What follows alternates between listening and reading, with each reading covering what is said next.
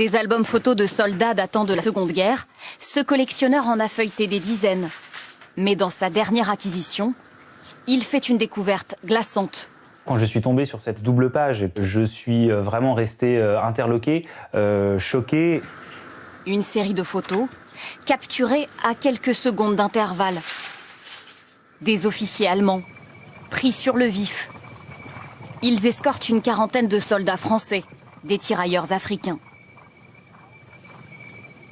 Les chars mitraillent. Le cliché suivant, des corps inertes. Épilogue d'un massacre photographié en direct. Vraiment, je ne vous cache pas que je suis resté scotché et j'en ai fait des cauchemars la nuit suivante. Ces hommes savent-ils à ce moment précis qu'il ne leur reste que quelques secondes à vivre? Les visages sont tétanisés. Leurs yeux semblent chercher des réponses dans ceux de l'homme derrière l'objectif. Le photographe était certainement au courant de ce qui allait se passer. Et on voit bien, ils sont tous prépositionnés, ils se parlent, ils s'organisent. C'est ce qui en fait un crime de guerre. Les Allemands savaient et ont programmé cette exécution. Ces scènes, un homme les localise immédiatement. En fond, le mont Verdun qui permet clairement d'identifier le lieu comme étant le lieu du massacre. Cet historien travaille depuis 20 ans sur le parcours de ces tirailleurs africains. Leurs corps reposent ici. 188 tombes, l'un des plus importants massacres de soldats noirs commis pendant la guerre. Les exécutions étaient alors quasi systématiques. Pour beaucoup de militaires allemands, ils n'étaient pas des soldats, pas même des hommes. Ils représentaient beaucoup de choses pour eux en termes de guerriers, de sauvages. C'était l'autre, finalement. C'était celui qu'on ne connaissait pas. Et donc, on le photographiait pour satisfaire sa curiosité, mais aussi pour marquer sa fierté de l'avoir vaincu. Après la capitulation, ces crimes sont réduits à des péripéties de guerre et ne seront jamais jugés.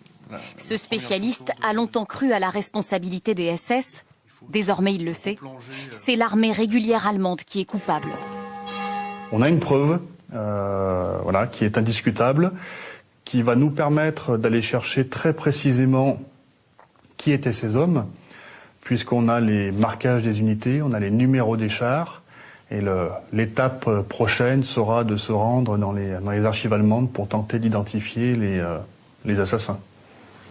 Comprendre, reconstituer l'histoire ignorée de ces soldats grâce à cette découverte, une chance inespérée, particulièrement pour le maire du village. Dans son bureau, il conserve précieusement les objets retrouvés sur les corps des soldats. C'est un peu de leur âme. Là, quand on voyait des courriers de cette nature, on se rend compte qu'effectivement, les soldats ont été blessés et ils sont morts. Puisque ce sont certainement des taches de sang sur les courriers.